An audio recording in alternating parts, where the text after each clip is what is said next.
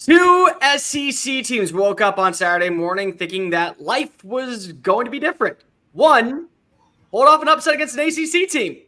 The other one, well, let's discuss it. Welcome on into the SEC postgame show presented to you by Prize Picks. Use promo code SECU when you sign up for a $50 instant play any single time with your very first bet. He's Dave Shumate. I'm Cole Thompson, breaking down everything that we saw in the swamp as Miami actually looks to turn the corner underneath Cam Ward in year 3 of Mario Cristobal. Final score 41-17. Make sure that you hit the subscribe button down below. This is your number one source for all things SEC. Download the podcast version of the show wherever you get your podcast listening systems. Follow us on all the social channels, TikTok, Facebook, Instagram, Twitter, at SEC Unfiltered. Follow him on Twitter, at Rock10 Sports. Follow me on Twitter, at Mr. Cole Thompson. And to keep up with the number one source for all things SEC, visit SECUnfiltered.com. Dave, they say never overreact to one game. You'll get them next time. There's always a brighter end look tomorrow. But if there was a way to start off a season for Billy Napier, that was the worst case scenario that you could possibly come up with. Final score 41-17 in the swamp. Miami rolls their way to 1-0 to begin the year. Yeah, I mean, you were talking about it as we were getting on the show and texting during the game. If you wrote a script and you said this is the worst case scenario for Florida against Miami and specifically for Billy Napier, that was it. Man, that was it. You never led. You were really never really – well, I shouldn't say you weren't in the game. I mean, you had the Montrell Johnson big run. It kind of got you back in it. But then you let them go score the very next drive. So you kind of killed that momentum. It just – yeah. I mean, I'll say this. Cole, here's a question for you. Would you say you were more impressed with Miami or more disappointed in Florida or more underwhelmed with Florida? I think that here's the thing that we have to kind of admit right now. Miami has been the laughing stock of college football because they are truly the Dallas Cowboys, put the wagon before the horse every single year. We think that they're going to turn the corner. We think that this is finally the year everything comes together. We hear about Mario coming on down from Eugene. He wants to be the reason why this program has actually proven to be the former U. We see what they bring in the transfer portal. We see the way they're spending money in NIL. We see the way they're recruiting. We've heard it for years. They bring in a quarterback, and honestly, at this point, it's very hard to say that there are 10 teams better than Miami. The performance they put on today, that's a top 10 team. Top to bottom, offensively, defensively, consistently at wide receiver. The running back room was a probable weak point, but also maybe that's a testament to what you have with Florida's defensive line. The secondary came away with 2 big turnovers. One, of course, against a young freshman that we're going to talk about a little bit later on in the show. But Shannon Dawson was asked to pick his quarterback. He went out and he convinced Cam Ward, don't go to the NFL draft, come back here. If you come down to Coral Gables, this will be the most man-raised situation you have ever had. All you have to do is learn how to play in my style of offense. More importantly, master how to be a facilitator of the ball. We have great success. That's it. I mean, that's it, Dave. That is a top 10 team that we watched today. That is a version of a team that when the butt of the jokes continue to pile up about Miami, you can't make them anymore. And the reason why is because everyone want to point to, well, they're going to lose the game that they shouldn't. This was a game that they shouldn't have lost. And you want to know what? They dominated. They dominated from the second that Cam Ward made that blundering mistake with the interception. It's like he turned a switch. It was a 180 flip. And he said, all right, bet, I'm going to go to work.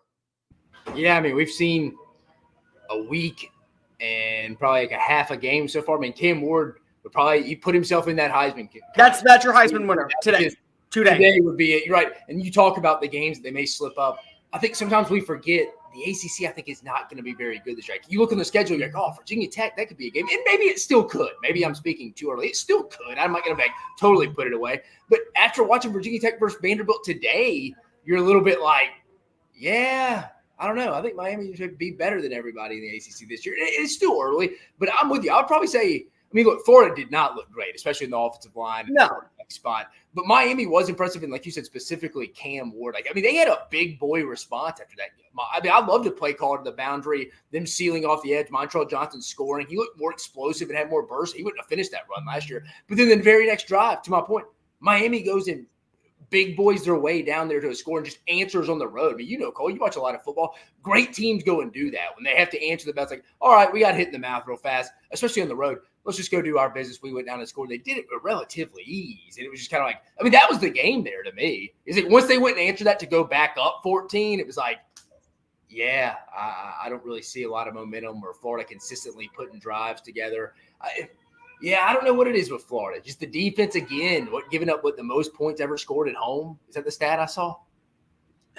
It was the most points ever given up in a home opener in the history of Florida football. Home opener, that's what I meant. Sorry, you're right. It's a very specific stat. Yeah. When you look at Miami's final stat line, Cam Ward, 26 of 35, 385 yards, 11 yards per pass attempt. He also ran for an 11 yards per gain, 3 carries, 33 yards. I thought his composure in that backfield was phenomenal.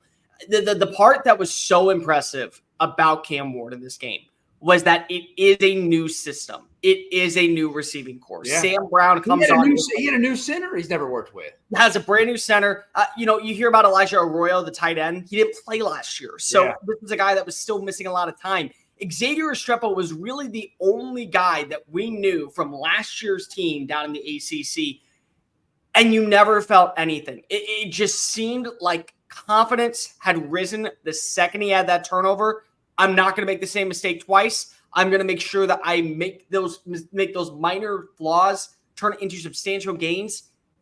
Everything that you saw from this performance was exactly why Mario Cristobal felt confident about this team. And Dave, I've been on record saying this, and Chris has been on record saying this, but we have to go ahead and admit it right now. All 3 of us were wrong. All 3 of us were 100% wrong. Every single one of us picked Miami to lose in the Swamp. We thought that there was going to be a turning corner. But at the same time, I've been on record multiple appearances on radio shows, on podcasts, on this own channel, saying that this is going to be similar to the Texas Longhorns of 2023. They get the quarterback. They add in the last few pieces. The offensive and defensive line are built. They didn't have Ruben Bain. Ruben Bain left in the opening drive, and they still dominated Graham Mertz. He had no time to throw. And there is that fine line of saying, yes, Miami might be a little overhyped. This is where the punchline culture and also the beer goggles of college football oversaturated takes come in immediately. They might be on a little bit that Miami is going to be able to compete for a national title. We can agree with that. But at the same time, you have to admit that there is so much positivity and so much of a proper direction. You take off that Miami logo and the ACC that's attached to the branding of the Hurricanes. That offensive and defensive line looks like an SEC unit. And if that looks like an SEC unit and you're able to hold your own and you're able to open up creases and give your quarterback time and also have your quarterback maneuver outside the pocket and not be afraid to deliver a clean strike down the field and give his receivers a second opportunity. Yeah, that's what it takes to win the SEC. Yeah, the play's never dead with it. Good or bad, it'll come back to haunt him sometimes when he throws across his body. But at the same time, those are the kind of plays you need in kind of championship seasons. No, I mean, Miami really. I mean, I was more impressed. I'm with you. I think I said it on one show I was on. I thought both Clemson and Miami would lose today and still play for the ACC title. And I feel like they still could. Miami now, and like Florida. I mean, like you said, Clemson still could too. But yeah, Miami's definitely the cream of the crop in the ACC after week 1 for sure. I just want to cut you off fast. I think that a lot of people who will say who didn't see this coming, it's not that we didn't see this coming. It's that we thought maybe we would see a turn of the corner for Billy Napier in this offense. It's year 3. You feel better. It's Graham Mertz. You're bringing the right weapons. You have a guy in Trey Wilson who I think is still a stud and underrated. He had no time. I mean, if you really want to know what the separation in this game was, Cam Ward had a second opportunity on countless occasions. Yeah. Graham Mertz had one throw. What we heard all fall camp at Florida is that right side, Damian George, who moved inside, who I've stated as like, that's a good move for him. And maybe it ends up being. It's still week 1.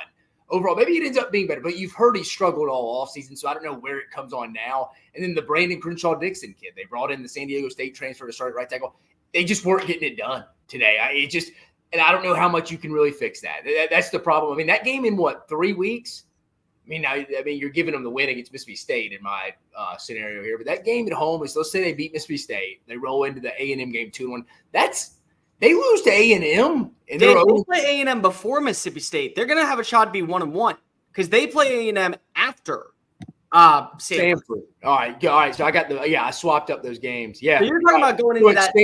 So it's Stanford, then so yeah, in 2 weeks. That's a must win, dude.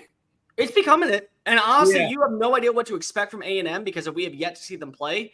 But you may have to feel like that this is where you wave the white flag. And Billy Napier, we can go ahead and give him as much credit as possible and say that he has proven if you give him time, he can work.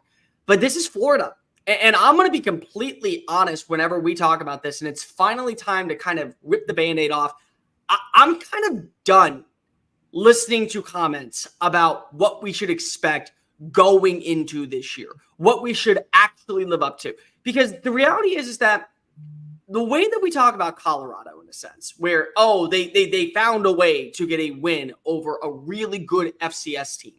Well, that schedule is really – it's Florida.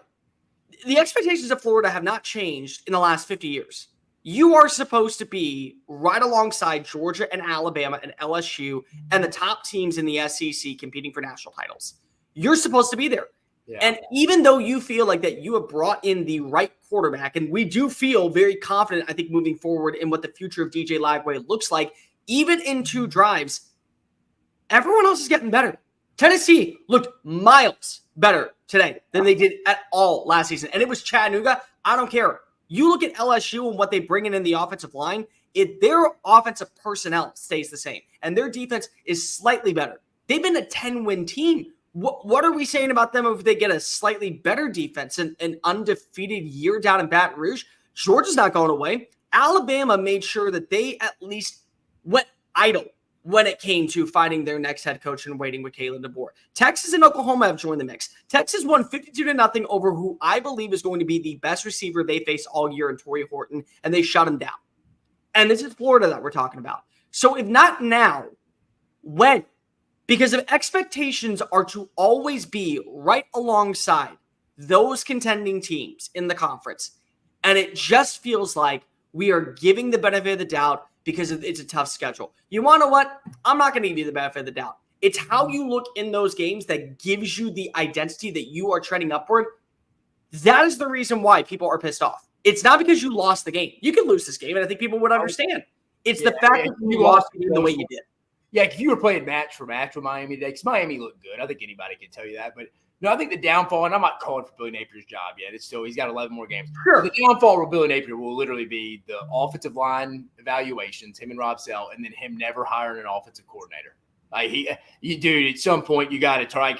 I like your run game. Sometimes it produced 1 touchdown. You run to the boundary. I love that. You're pulling the guard center or guard and tackle. You're getting out there, sealing edge. I like that. But overall, dude, there's just so many inconsistencies. You've seen it over 3 years. If it doesn't shake out and they lose to A&M and it kind of starts hitting, people start checking out middle of the year. Because like you said, I mean, November is going to be rough with the schedule, but it's going to be because he didn't hire a coordinator and because their evaluations, him and Rob Sell up front on the offensive line. We talk about that. The defense, though. I mean, they had Ron Roberts. They got put up 41. But I think you may agree with this, too. As we look down the line, that may not – look, I mean, 41 points is a lot. We know that. But we see that a lot more often now in today's college football. We may be looking down the season and be like, well, Miami's pretty good on offense. I think 2 things can be true. I think that number one, Miami might end up being a top 10 offense in every single metric this year because of who they have at quarterback. And number 2, Miami's offense is just better than what you're going to see in most SEC teams. And Florida played up to a certain standard. You got to give a little bit of credit to Florida. The run game of Miami was their weak point in this matchup. It was. They averaged 4.4 yards per play, 144 yards, 2 touchdowns. One was both inside the red zone. But they were set up on play action passes that were deep shots down the field. I mean, Cam Ward had more yards through the air on deep passes than Graham Mertz had all day. At some point, and there were just some plays, like when you look at that one pass down the sideline that went to, who was it? Isaiah Horton. That one. Yeah. 24-yard gain. That's just proper location. Like, it was great coverage by Florida, but it was just better overall fanatics by Horton and size 1. He put it only where a guy who is 6'4" could get it. Yeah. That was it. And that's what you get in a veteran quarterback that's been playing in multiple systems for 6 years in college. That's really where I feel like that you get a separation between these. Now it kind of it's tough to say where does Florida go from here because obviously, I mean, you think they're going to pick the Samford win up next week, you hope. And then we haven't seen A&M play yet. So it's kind of like, well, what are we going to see with them? If they come out and look good and beat Notre Dame, you're like, all right, like maybe their first road game. I mean, it's going to be a must win. I mean, what time did they announce the time of that game yet? They got it. No, it's at 2:30, I think. Is it? Let me see. Florida football schedule. A&M, I think, is. I mean, how fired up are the fans going to be walking into that one? I think we have to be, just because if you have no idea what you're going to see. You're right. It's 3:30. You have no idea what you're going to see in this game, and I think that's kind of a blessing. All right, hey, Cole, here you go. Here's a scenario. Not calling for his job here, but you lost to Miami. You beat Stanford. Let's say you lose to A&M. You don't look great against Mississippi State, but you win. If you lose to UCF at home, that's the game. Yep. That's the game. Because of UCF, Miami is a team to where many people are going to say at the end of the year, this is what we expected. It was year 3. They brought in the quarterback. And we both think Miami's going to be good. Yeah. I mean, like everyone's getting the butt of jokes because they put Miami in the playoff. And it's like, that performance today is why we did it. Like, it's not because of we just want to be funny and say, oh, we're overhyping Miami. No, that's the reason why Miami is going to be in the playoff. But right. UCF is not. UCF may be an 8-win team this year. They feel like that they probably have turned a little bit of a corner underneath Gus Malzahn. It certainly feels like that he's got his quarterback in KJ Jefferson, which is the closest thing he's had since Cam Newton. But that's an 8-win team. There are still holes, I think, in the Knights roster to where Florida can easily take advantage of it. So I think that's a must-win game. That is the game that I have circled where if you are Scott Strickland, you already have your answer. And the crazy part is, this might be a scenario where it's out of Billy's hands. Because if Scott Strickland is shown the door, a new AD is going to come on in and he's going to make his own decisions. That's and there's a good chance, Scott Strickland doesn't get a third time. He's not football hire. Now I saw somebody posted, what was Billy Napier? What was this? Let's see. I saw someone posted some. And again, you aren't trying to talk about Billy Napier's. Yeah, Billy Napier's buyout is 80% of his remaining contract. He's owed $26 million plus. So I mean, again, it's too early to talk about that. This specific game, it's like you said, if you're a Florida fan, if I'm putting myself in their shoes and I went to that and I'm thinking, man, we can have a real difference in willing our team to a victory. And that's what, I mean, it looks like I think what would piss me off is, all right, dude, like you had a chance to go hire an offensive coordinator. You're like, nope, I think we're better when I do it. It's like, we go out there and do that. And I get, so the players got to execute, but at the same time, like, dude, it's year 3. You've been in charge of that offensive line as well. Your right-hand guy, your assistant head coach, Rob Sell, has been with you since y'all were at Alabama together in Louisiana. Like, he's your dude you trust on offensive line evaluations. That's on both of y'all, man. Like, at some point, you're right. Like, getting embarrassed at home like that is just, that is where I'm with you, Cole. You can handle a loss, especially against a good Miami team. But, dude, it was over after they answered that Montrell Johnson score in the second quarter. I don't know if it was over, but it certainly felt like momentum had been sucked out, especially how quickly they scored right after that play. I thought another major then Miami got the ball to open up the second half. It was like, oh, yeah. I thought another major point. You have Eugene Wilson. I thought he was going to be the X factor in this game. I thought if there were 2 names that you had to watch, it was number 1 for Miami, and it was absolutely. Hey, your boy led Florida in receptions. 59 yards. They shut him down. Like, yeah, you have 5 catches. I mean, you have 7 catches. That's great. But most of them either came because of you created opportunities in the open space. He had 2 first downs. I mean, his ability to be a Kirkland brand Percy Harvin was all I've been talking about for weeks on this channel. How I think that he can turn the corner and actually be that difference maker that creates opportunities. And you saw it. You saw how he can. But Graham Mertz had no time. And for Graham Mertz now, the big question is that what is the severity of the injury? I thought it was the right move to make sure that you turn to DJ Lagway because you have to. Why not? You have to turn to him because it's more importantly, you had to throw your curveball. You had to get something on with the offense. Sometimes you have to go to the reliever, even if your pitcher has a one-hitter. Yeah. Sometimes you got to go to the bullpen just to save face and walk away feeling confident. It's a solo home run, but maybe your bullpen can strike out instead of letting guys on base. That's what it is with DJ Lagway. And Lagway, he showed enough.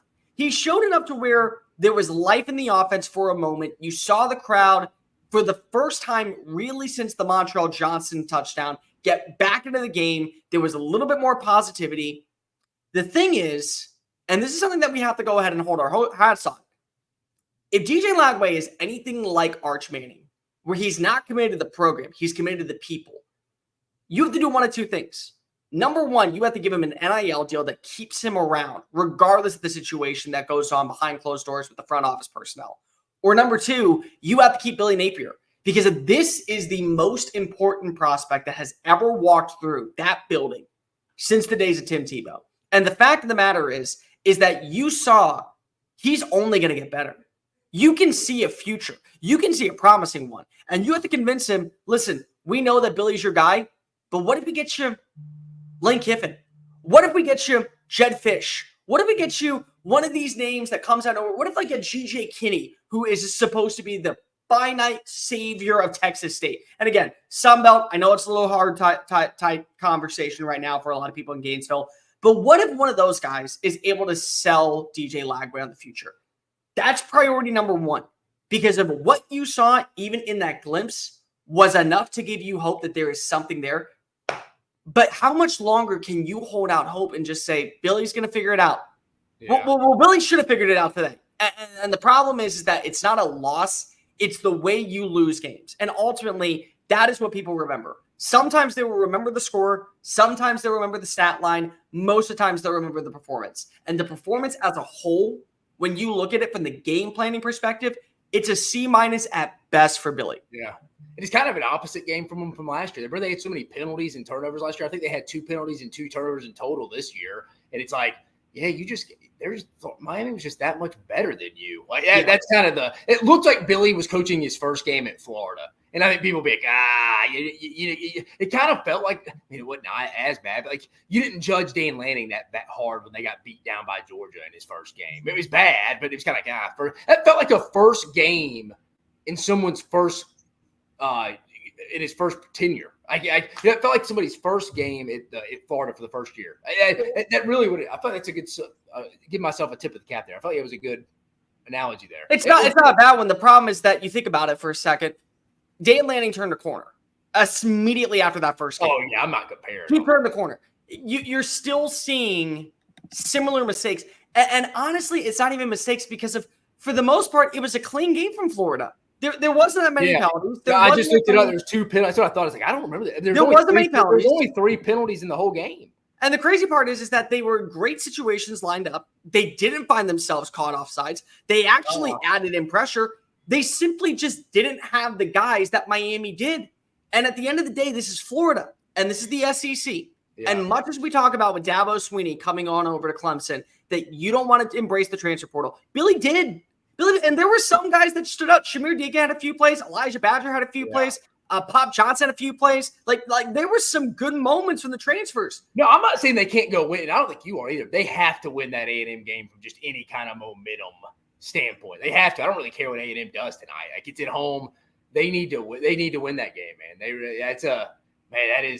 It's just an ugly game across the board. I shouldn't say ugly because there really weren't many penalties, but it just. Man, it's kind of sad that Miami was that much better than you in your year 3. Listen, slow and steady sometimes wins the race. And for slow and steady in Coral Gables, right now, Mario has just kind of hit that soup drive. He is torqued up. He's hit the nitrous, and now he is flying up the record charts. People are buying stock in the Hurricanes going into year 3. And Billy, it's about as low as possible at this point. The bottom line is that, yes, Florida has, I think, some pieces there to where you feel more confident about what direction this offense can be. But you look at the way that these two teams have been built over the last 2 years leading up to what is supposed to be a critical decision in year 3. And one team actually looks the part of what we envisioned when he was hired, and the other one still is probably at step number 3 when you're supposed to be at step number 12. Yep, I agree. That does it for us here on the SEC Postgame Show. We will be back after Texas A&M takes on Notre Dame live in College Station. For Dave Shumate, I'm Cole Thompson. Make sure that you download the podcast version of the show, wherever you get your podcast listening systems. Follow us on the social channels. We'll be live every single day, and we're going to be everywhere: TikTok, Facebook, Instagram, Twitter, at SEC Unfiltered. Follow Dave on Twitter, at Mock10 Sports. Follow me on Twitter, at Mr. Cole Thompson. Live reaction coming up from College Station following the final countdown. But for this one, Miami looks like a playoff team, and Sunbelt Billy jokes are not going to be dying. They got a 2-week season. Got to get it going. They have a 2-week season, and he literally might have a 2-week notice. For Dave Shumate, I'm Cole Thompson. We'll be back here later tonight. Peace.